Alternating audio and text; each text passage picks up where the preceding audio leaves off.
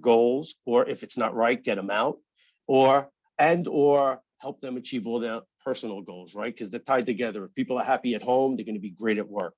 And we control how we succeed at both of those things. And that's my wife and I when we were young, with our 2 little girls. And the one below, my kids are your age. I have a sophomore in college today, and I have a daughter who is a junior in high school, who turns 17 and gets her license. So stay off the road if you come into Bergen County. My Oneonta journey was amazing.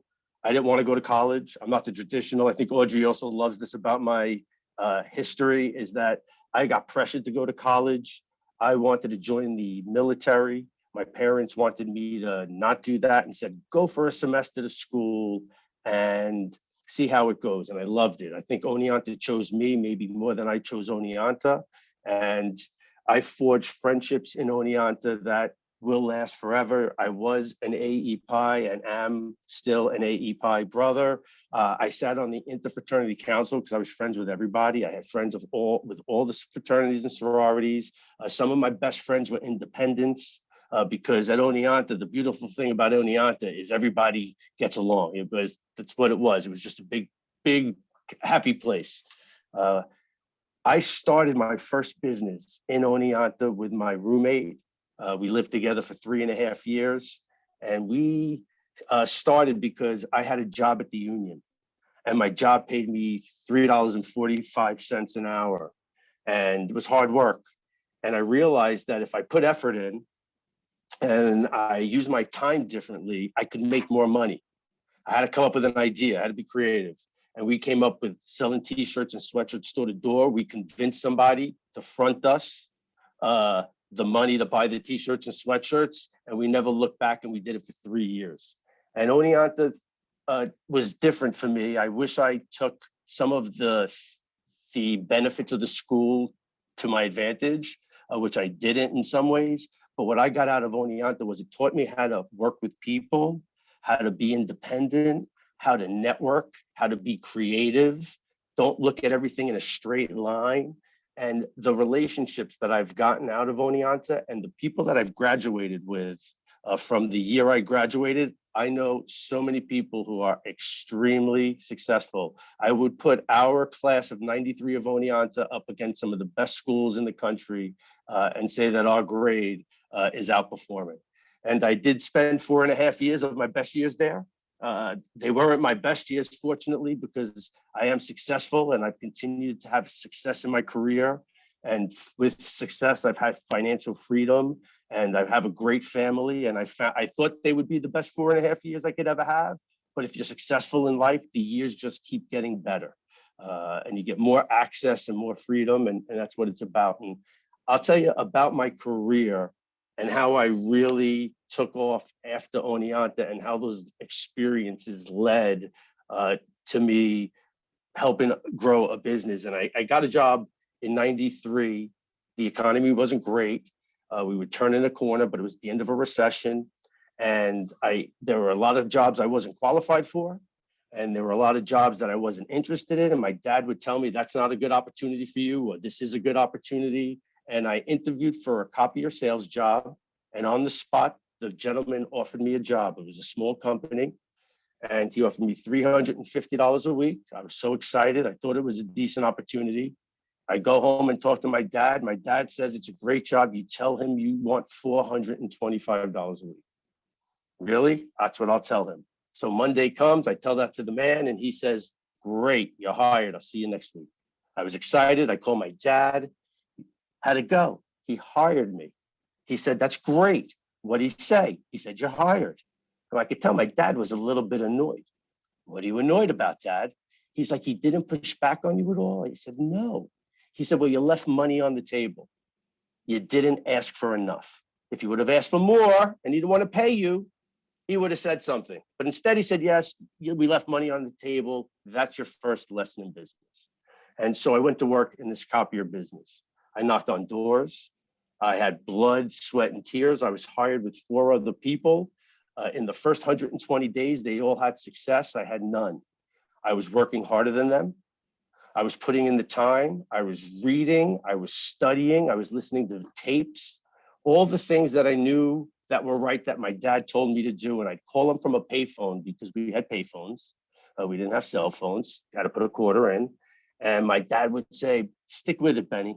Their success is a flash in the pan. They can go to the movies during the day. They can cut out early for drinks. You're working hard, and hard work will pay off. Effort and attitude are the two things you can control, and just keep working hard. And he was right. I had tremendous success in the copier business for 2 years. After 6 months, I was really crushing the job. After 18 months, the man sold the business, which was something that changed my path. And he sold to a big company, and he got paid a lot of money. And a lot of businesses like his sold to big companies. And they all started from big companies at one point and broke up into these little companies. And this man got paid. And after working for a big company for 6 months, I didn't like it. I thought I was ready. I started my own business and I failed. I really wasn't ready. I didn't have the experience. I wasn't as prepared as I thought I was. I was still quite young. I was taking a shot. I learned some great lessons. When I quit the job, my dad told me it was one of the biggest mistakes I ever made, because you don't quit a very good career without something behind you. And that learned to be a great lesson for me, because I spent 12 months burning through my money and trying to figure out how I was going to survive, until I got fortunate and my brother presented me an opportunity at AT&T, and I went to work at the phone company. And at the phone company, they basically had me out selling to new customers who nobody ever sold to anymore. It was everybody sold the base accounts. And we took a business that wasn't doing well for AT&T, and we turned it into the #1 region in the Northeast.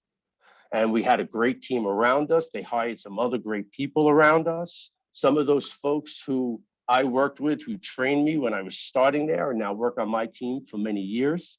And it's great to still be together in a different fashion. And I saw an opportunity to build something special, because I saw this big company was going to break up into a little company, and it was going to be like the copier business. And how can I get a piece of that? And I was a big networker. I was always on the subway. I was always banging on doors. In the middle of the summer when it was hot and people didn't want to work, I was still grinding and putting in the effort. I always believed I might not be the smartest guy out there. I could out hustle anybody. And it proved to be right in so many ways, since many of them are not around anymore. And so AT&T at some point broke up, and I couldn't start a business, but somebody offered me a job. And they said, we'll let you be a manager for us. I told them, I want to be an owner. And they said, okay, you can be an owner. You can own 10%. And people around me thought it was great. You're going to make more money. You'll own a piece of a company. And I said, that's not right. I want to be equal. I want to have a say. I want to be able to control my fate. I want to be able to put my time in and know that I can get it out on the back end for my effort. And so they came back and said, okay, you can become an equal owner. If you can do $100 million in 8 years, we will vest you equal ownership. And in my mind, this was $1 million business at the time. And I met them through networking, something that I learned to do so well at Oneonta. They thought it was probably never going to happen, from $1 million to $100 million. And I looked at it and I thought, that's a layup. And I took my blinders off and I took advantage of an opportunity, and I turned it into something that was really special. And I've really never seen it as something special. Through the years, I've kept my head down. I control two things, right? You can get knocked down. My dad taught me, as high as you could be or as low as you could be, right around the corner, you're going to go the other way. So if you're having great and you think you're on top of the world, don't be so high, because you're going to get knocked down. If you're really low and you don't think it's going to get any better, right around the corner, something amazing is going to happen. Just be able to be consistent. But you have to take your blinders off and you have to work hard. And so I really never looked to see what we did special, but a friend of mine who is an Oneonta graduate, he pointed out that the company we built is a unicorn. And I say, what does that mean, Mickey? And so today, he showed me this. He said 28 million firms in the US, only 4% ever reach more than a million in revenue. 4% is 1,100,000 companies out of 28 million. Of those firms, only 1 out of 10, or 0.4%, ever make it to 10 million in revenue. That's 112,000 companies out of 28 million. Only 17,000 companies ever surpass 50 million of 28 million firms. So our company, we built to over $35 million. So my friend Mickey says, you have to realize that most companies don't last. And it's true. My competitors are all gone. The guys I grew up with in the business couldn't last, and they had struggles to survive. So what we've built is impressive. And I'm fortunate to have a great team around me all these years. And fitness has been a big part of the success. And there's a law out there called the Law of Mimicry. And it says that the team, and whatever the team is, they will mimic or follow unconsciously their leader. And that goes for undisciplined or not on time, or maybe they're not trustworthy. And your subordinates are going to follow suit, whether you do it right or whether you do it wrong. And so if a leader doesn't care for their body or their health, it's likely that team members will mirror that as well. And we'll see how that impacts business and production. And something that Muhammad Ali said was that I hate every minute of training, but I said, don't quit. Suffer now and live the rest of your life as a champion. And here I am in the morning. We used to run the hill often, but it's too early in the morning because we're too loud. And a buddy of mine has been running the hill, so he inspired me. So now instead of going into the gym in the morning sometimes and doing my thing in the gym at 5:15 before we start, I'll go run the hill and do something different. And fitness is a full-time responsibility. And there are so many value to the workplace that we get from exercise. We know it puts you in a better mood. And we know it's creating less stress, right? We know if you run, we've heard of a runner's high, and you always feel really rejuvenated and positive after you have exercised. My dad always told me, when you speak with someone on the phone, talk with a smile, because that person can feel your energy and they can feel your positivity. And if you're really feeling good, when you go to work, your coworkers feel your energy. Your customers feel your energy. They want it to, it's contagious. And so it just continues to allow you to be more productive, because folks who typically exercise are regimented. They put themselves on a routine. They know how to balance their time so they can get more things done. And if you're more productive at work and you can do more with the time you're there, it frees up time for your personal life, right? Because nobody wants to live their life in the office. Everybody wants to get the stuff done at work so they can go home and live the personal life. So it's great to work hard and then go live your life and find that job satisfaction in knowing I'm really going to make top dollar because I could be a top performer and I could still have a high quality of life. Studies also show that exercisers crush couch potatoes in tests that measure concentration and improve memory, which also provides you prolonged stamina. It also provides for faster learning and reasoning, and all these traits are directly related to being successful in the office, right? We work long hours sometimes.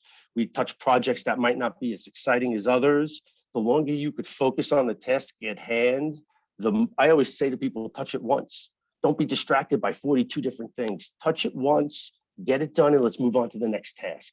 And exercise actually sends the blood to the area of the brain called the hippocampus. And the hippocampus is for memory and reasoning.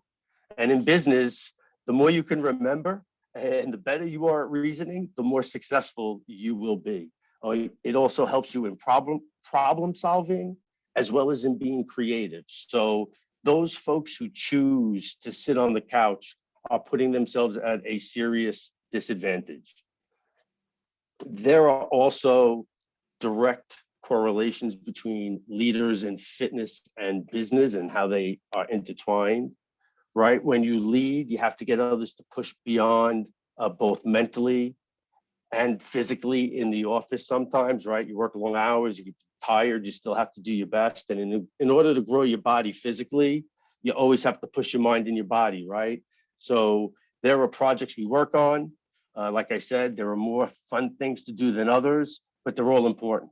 All the tasks equal up to the end result, and you have to put in an excellent effort in all of them and be consistent. And it's the same thing with your body. You might not really want to keep pushing yourself, but if you want to stay healthy, you really have to continue and persevere. And to change a business or your body, it takes a consistent amount of effort. And that's where most people fail. They can't do the same thing over and over for a long time. They give up too easily. They don't get immediate gratification. Unfortunately, we have become used to immediate gratification, and nothing really works that fast. We usually have to give a little bit more to get a lot more back. And teaming up is the same thing in business and in fitness. I know that I have been successful because my team is amazing. I know I sometimes go on vacation and we crush deals, and they'll be like, don't come back. We do better business when you're gone than when you're here. And if that's really success to me, right? If I can not be there and we win, then I don't need to do it. My people they don't need me, and it's great. It's the same thing in the gym. But in the gym, it's a little different or the same, because you're pushing each other, right? How do I push you to be better? How do you push me to be better? I'm not strong here, help me. It's the same thing in the office when we have meetings. That's what I miss about the live view. This is a real live screen. We have a meeting every week internally as a sales meeting. These are some of my coworkers, and I miss seeing them at the water cooler because the ideas don't flow, right? Like, and I might hear Jimmy talking to Keith or to Gail and say, hey, have you thought of this? Or they'll hear me talking to somebody and say, hey, I just had that experience. And I feel that we're losing that, but we're still finding ways to be creative because we can't control what's in front of what's happening, but we can manage to make it better. What are the things we could do to team up and still not lose that touch? And you need energy, right? It takes a lot of energy to lead effectively, right? Nobody wants to be around a miserable. My dad would always say that nobody wants to be around a miserable. When you're around people, Benny, you put on a smile. You know, I tell people every day that I'm unbelievable.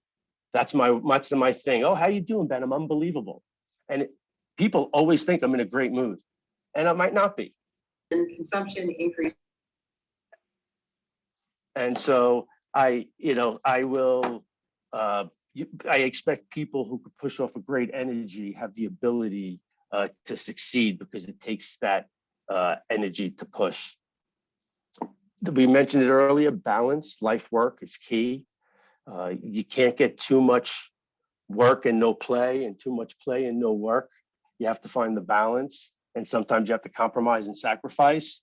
And the more you exercise, it helps you to release that stress so that you can make better decisions at work and at home.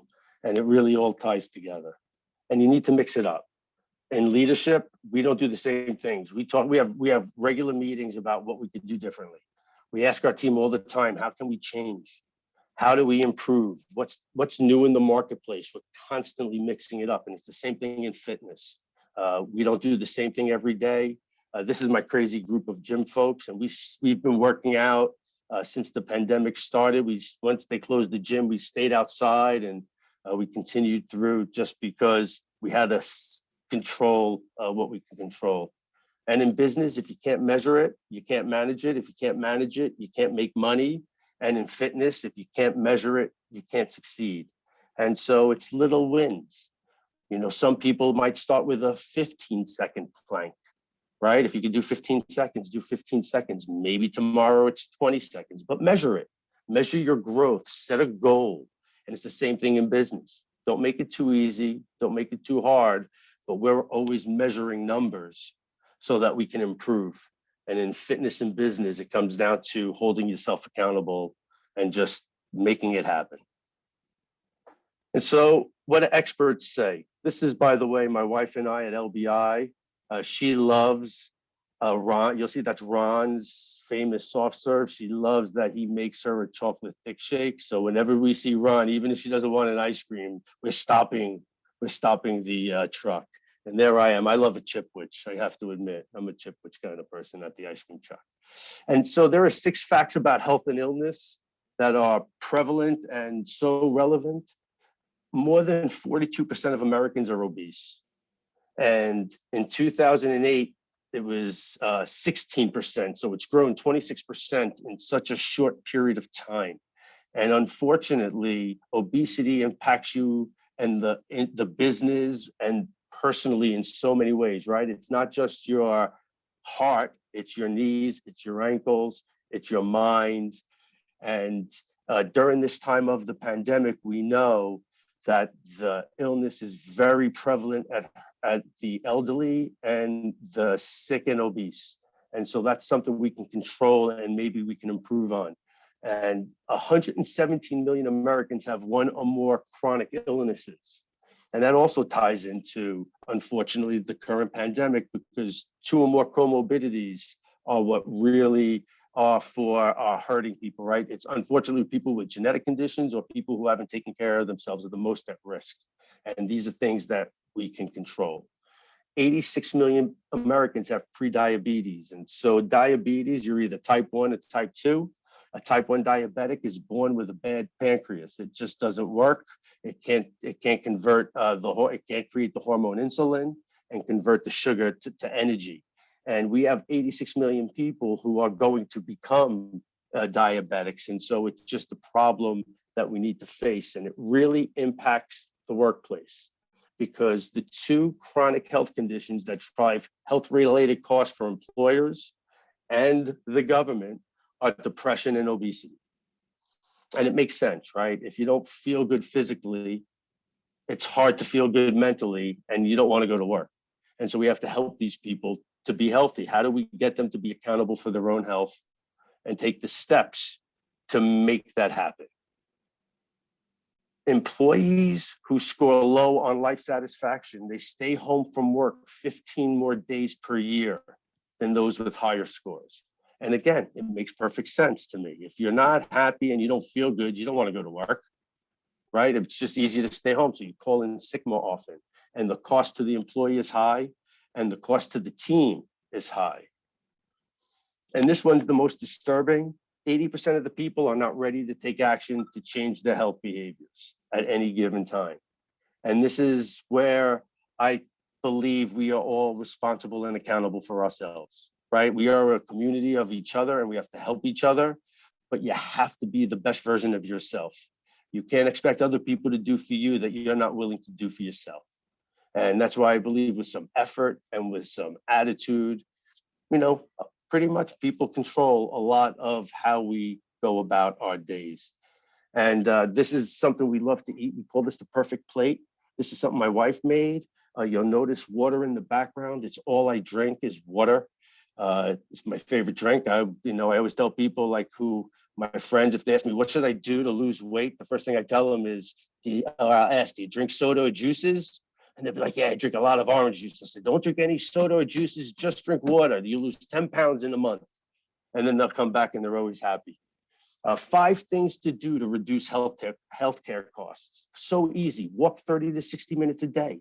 I have an 88-year-old mother-in-law. She's as healthy as could be. She walks every day. She loves to eat her cake and her cookies, but she's healthy for the most part. She doesn't overdo it. And she has good genetics because genetics play a part in it. She doesn't smoke. She's never smoked, so she's given her that advantage. I don't necessarily blame people who smoke, who did it for so many years. It's hard to change. Okay, I get it. But I can't believe that new people start smoking. It says on the package, like it's going to kill you.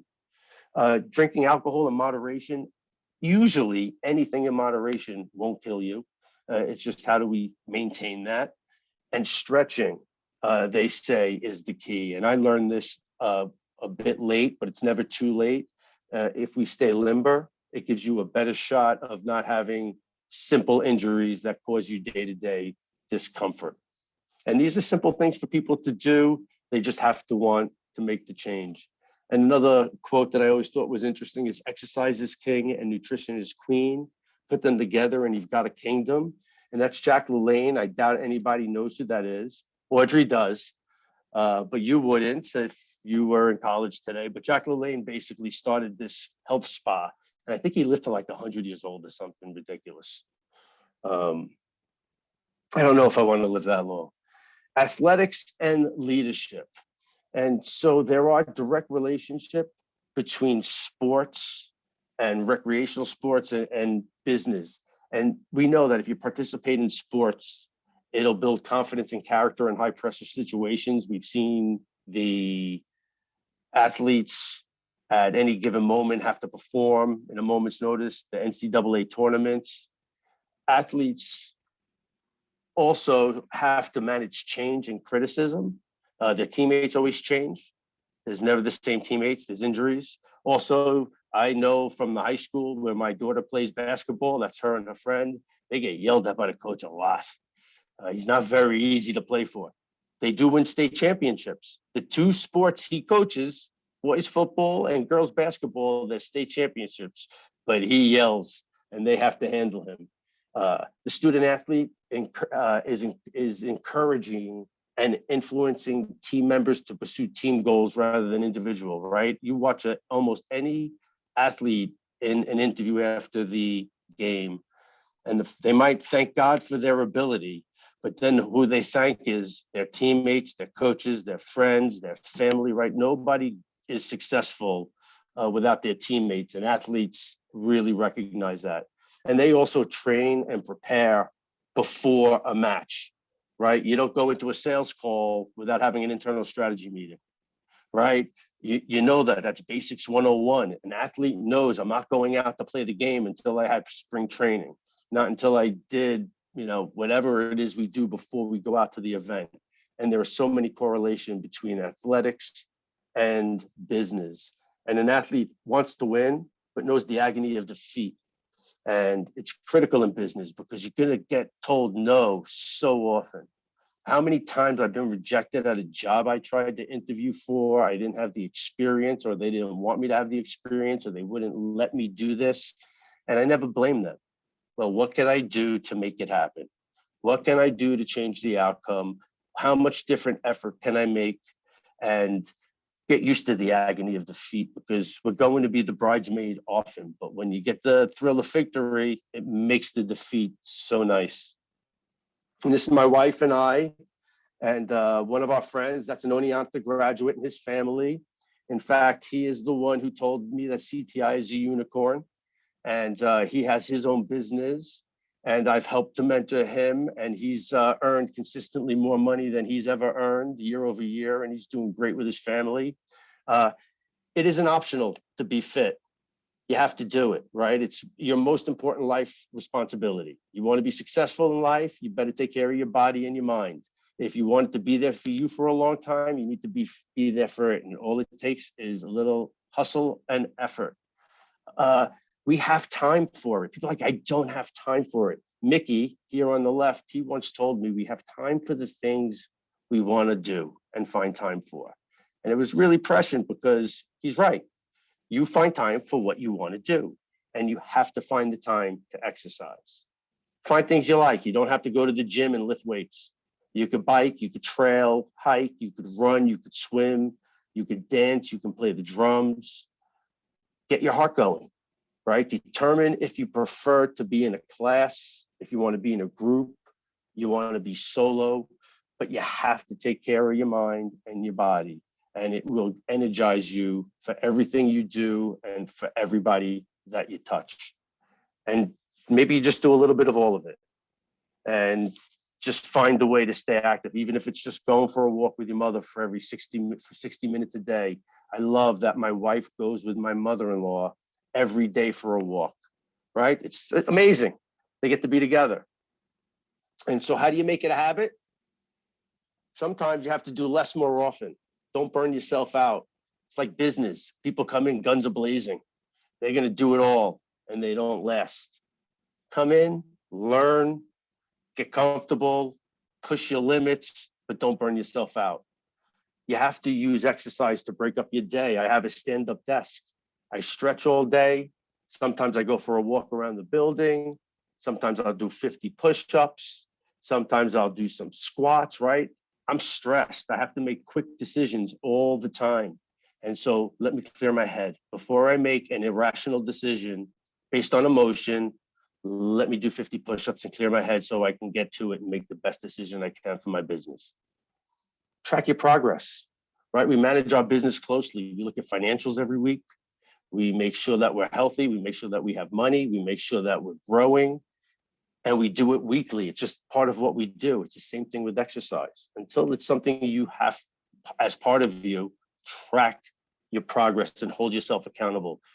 People don't want to be held accountable today. And in the workplace, when employers find people who want to be accountable and aren't afraid to make a mistake and stand up for it and find a way to do better, they love that. And be flexible. Find the time for it when work and life permits, because you can't do it at the same time every day. I try to do it at 5:15 in the morning because it's hard to interfere with me at 5:15. It's disgusting and nobody wants to do it. So I don't get bothered, but you have to find what works for you. And the only one who can make the difference, and whatever your dream is, you're the only one who can make the difference. Whatever your dream is, go for it. Magic Johnson, great business executive and one of the greatest athletes of all time. We change it up. This is the tire flip. Sometimes instead of going to the hill, I might flip my tire and spend 15 to 20 minutes. And I'm going to wrap up with a quick video. To me, this is the best part of my presentation. I probably watched this video 400 times during my just making sure I was prepared. And I've been watching this since I failed at Primerica Financial Services. This is Art Williams, who started Primerica Financial Services, very influential in my career. And I hope you enjoy. Oh, you know what? Let me stop share for a second and share with sound and make sure you could hear this, because it is the best part of my video, of my presentation. Let's do this. I believe desire and will to win is everything. I don't know why I'm like I am, but my butt's always burning. There's always something say, Art, dadgummit, you're supposed to go for it. Art, dadgummit, you're supposed to be somebody. You're supposed to make a difference with your life. What does the $500,000 a year person do? The $50,000 a year person doesn't do. You look at the outside and study those two individuals, everything seems to be the same. They both are the same sex, they both are the same age, they have the same training, the same positions, the same contract, the same fringe benefits. They both are successful, they work hard, they're good family people, make tough commitments. But what's the difference? What does the $500,000 a year person do? The $50,000 a year person doesn't do. He pays the price and a little bit more. He works hard and a little bit more. He's loyal to the company and a little bit more. He believes in a little bit more. He makes money and a little bit more. He saves money and a little bit more. If you want to win in these United States, you got to be tough and you can't quit. The last thing I'll talk to you about today in building this winning edge is, folks, if you want to win in business, you got to be a leader. Leadership is everything. You show me anything in these United States that win, I'll show you a leader at work. You show me a successful church, Boy Scout troop, club, football team, business, I'll show you something run by a leader. See, I thought at one time in my life you had to be smart to win. I used to have these smart people that dress so pretty and talk so pretty and use these big words. They just intimidated me. And I said, Art, you can't ever be that good. Why don't you just throw in the towel and go on back and coach football for a living?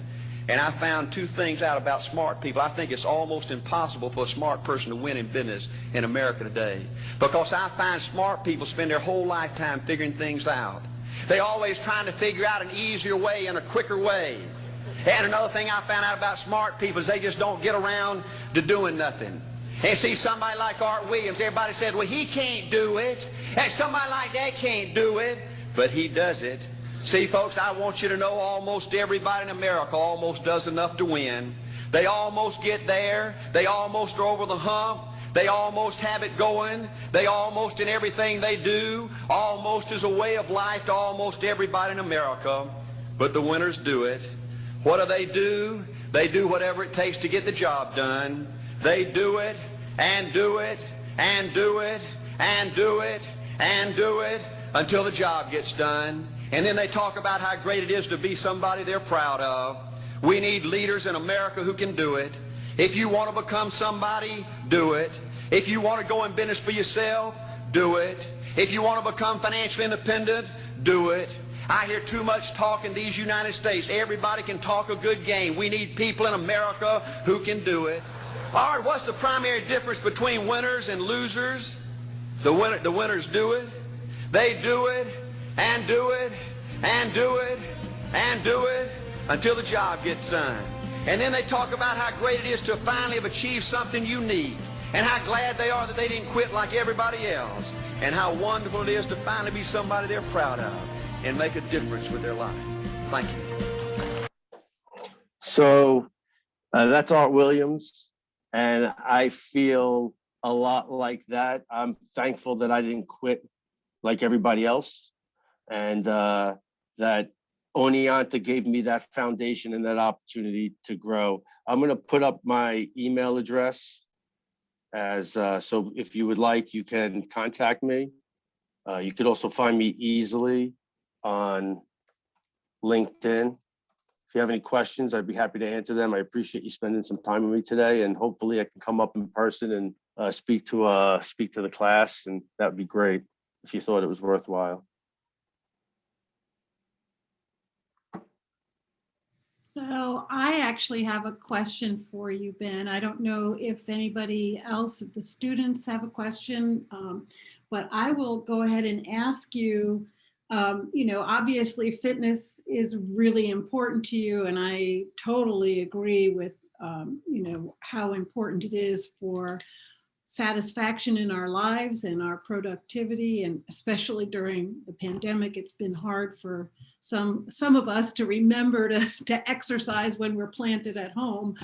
But I'm curious about how maybe Consolidated integrates that sort of culture into the business. It's a great question. Is there a part two to that? Well, no, I mean, well, probably, but that was my first thought. And I know that many businesses, is it Google that has this little napping pods? And, I know companies are doing different things to energize their staff and make sure people are happy and productive. But in terms of exercise and being fit, It's great. Consolidated do. So one thing that we did for our team, just to try to make people happy, is we went to unlimited paid time off. So instead of giving people a certain amount of time, we felt it was more hassle to manage it, and people were responsible overall. And so we basically said, you get unlimited paid time off to care for yourself and your family. And so that was one thing that we did that actually has been great for our company. It's been great for our employees. It takes a ton of pressure off of them. And we have seen zero impact in our workload. And above and beyond that, we don't have like a formal workout thing, but we have a mentality where we really encourage our employees to take time for their well-being. When we hear that an employee has paid time off and they're going to take a call, we frown upon that. When you're off, right? Recharge your batteries, right? Go take care of you and your mind. And so the mind is really important, and that's your attitude. And we have to get your mind right, right? And if we can get your mind right, then we can work on your body. And so we really focus on helping them get their mind right. And then above and beyond that, through our energy, it rubs off. So my director of sales was 40 pounds overweight, and he's lost so much weight because, I encouraged him to go exercise. When he's at his desk in the middle of the day, I say, go get on the bike. He has a Peloton. Go get on the Peloton. There's got to be a class right in the middle of the day. He's like, I got things to do. I'm like, they won't miss you. Right. So if we encourage them, I have one of my sales professionals, she lives up in the Poconos. She works very hard. She's one of my top performers. On any given day, I might just call her up and be like, go on the lake, go row a boat, right? And so we just try to have them know that if you do the right things in the office, and we want you to go take care of yourself. We want you to go take care of your family, because if all these things are good, you'll be a much better you at the office and a much better you at home. And so really through example and through some other little things, we're trying to really help our employees just feel better. That's great. That's really great. And I've heard of that. I mean, obviously I'm working for the state, and I've spent a lot of time in the nonprofit world, so it's a little different, but my son works for a company that also does not really distinguish between various types of time off. It's just all personal time. They don't have the policy that you have, which is interesting. And it's great that people don't abuse it. You know what we found? Actually, we found it worked against us because they knew they had 11 days left. And so in December, every employee wanted to use every one of their 11 days. And so we'd have like all these requests for paid time off. Now they don't feel compelled to use their days. Anytime it works, you can use it. Don't worry. It's never going away. That's great. You want to take a 3-week vacation? Figure it out with your manager. Go take a 3-week vacation. But come back ready to work. You know, our philosophy is help our customers succeed. That's my job. That's my job every day, is to help my customers succeed. If they are succeeding, they will not leave us. And that's how I can continue to live a great lifestyle. Right? For me, it's all about how do I maximize my income and minimize the amount of time I have to invest. And I put in so many hours, so many years to build a successful business that I probably don't have to spend as much time in my business. I love it. I need something to do. I'm only 50 years old. I go crazy. But it's effort and hustle, and you can build something special. And I learned a lot of this from Oneonta. I did. It was a great place.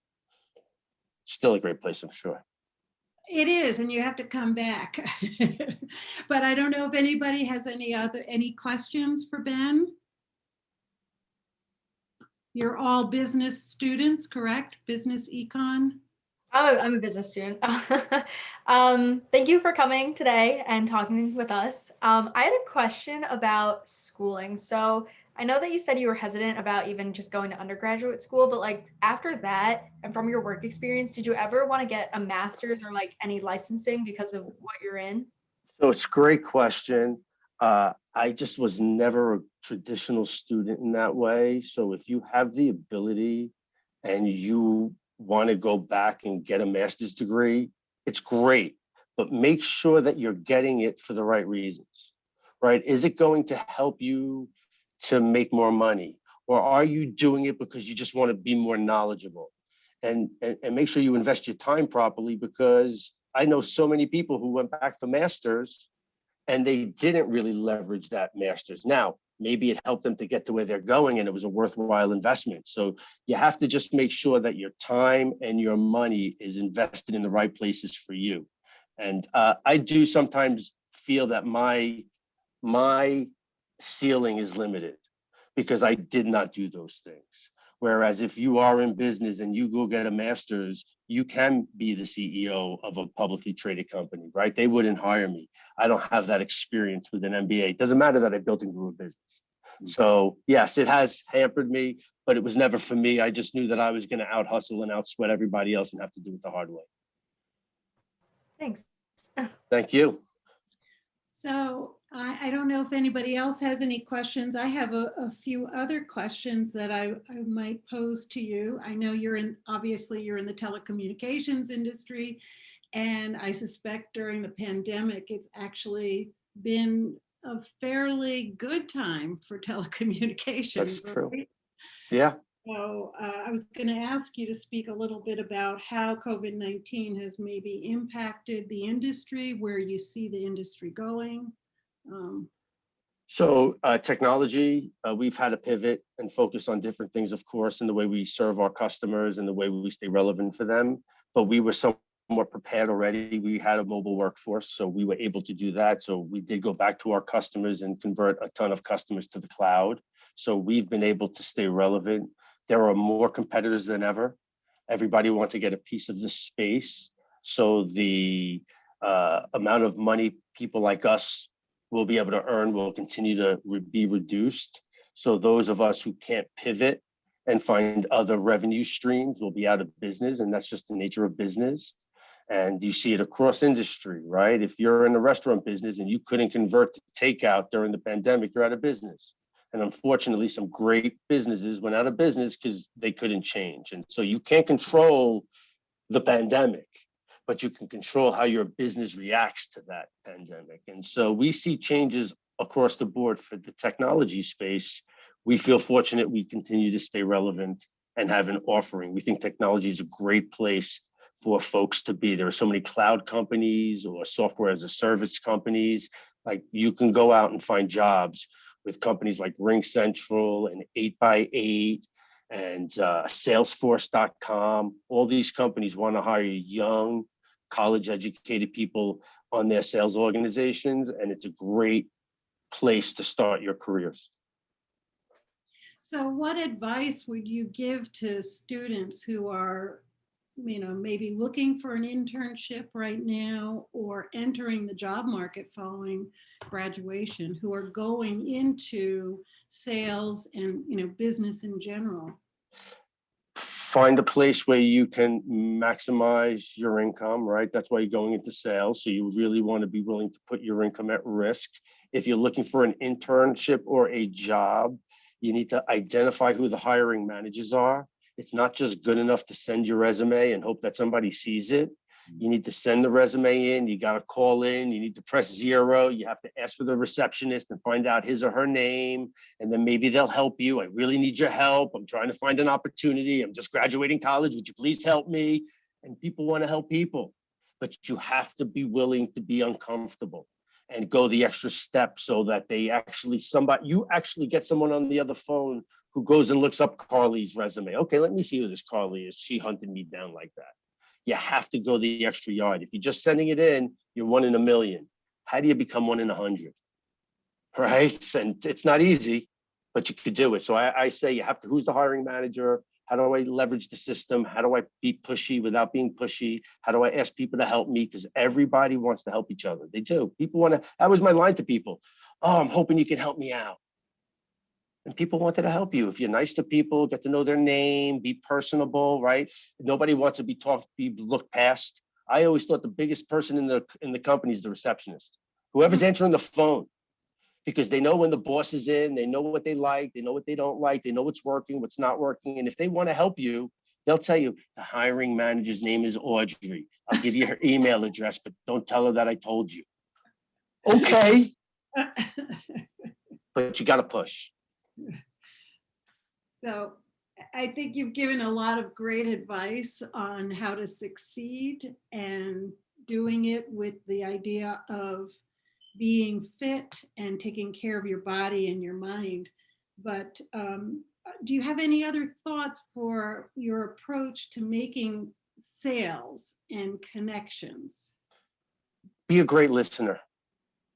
Selling isn't telling. People think that they're selling if they're telling. Listen, they'll tell you what you want, what they want. Like, it's not about what I want, it's about what you tell me you want. So we have 2 ears and 1 mouth, so listen twice as much as you speak. And people tell you what they want. It's amazing. How many times I'm in a meeting and I could tell one of my reps is about to talk at the same time as a customer and I have to stop them. Excuse me, Audrey, excuse me. Carly had something to say. Carly, you were going to say something? August, you had something to say? Right? Because who cares what my guy has to say or my gal has to say? What's the customer have to say? And if I know what they want and what's important to them and I could serve them and solve their problems and be an advisor and bring value, I'll win most of the time. Price isn't an issue, but because most people just want to sell something. They just can't stop talking. Right. That's good advice. And something that we stress a lot in the work that we do with alumni like Ben is to listen to hear what they have to say and what their interests are. So any other questions for Ben? Hope you guys crush it. Go out and work hard. Make your dreams come true. Nobody can tell you what to do and how to do it. This was a great presentation. I appreciate that. I was an econ major too. And you can look me up at any time. So just a quick, I'm just curious of everybody here, are you all seniors? Or where are you in your Oneonta journey? Yeah, I'm gonna Sophomore. graduate this May. Nice.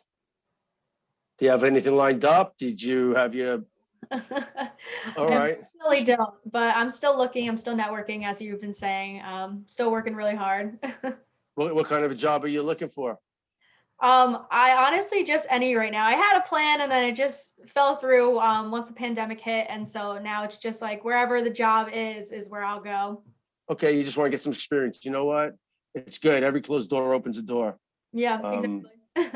And what kind of companies you're looking at?